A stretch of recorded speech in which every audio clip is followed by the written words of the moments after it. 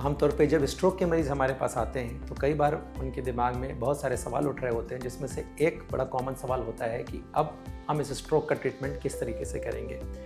तो ये जानना बहुत ज़रूरी है कि जिस तरह हमने पहले भी बात करी कि जब स्ट्रोक को हम डिवाइड करते हैं तो हम अलग अलग तरीक़ों से बोलते हैं कि किसी को ब्रेन हैमरेज हो गया है या किसी को ब्रेन में क्लॉटिंग हो गया है, थक्का जम गया है। लेमन टर्म्स में हम जब बात करते हैं उसमें ये जानना ज़रूरी है कि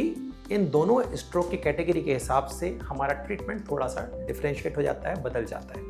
अगर किसी को हेमरेजिक स्ट्रोक है यानी कि ब्रेन के अंदर अगर ब्लीडिंग हो गया है, उस वक्त जो हमारा सबसे मुख्य ट्रीटमेंट का तरीका होता है वो ये होता है कि बीपी,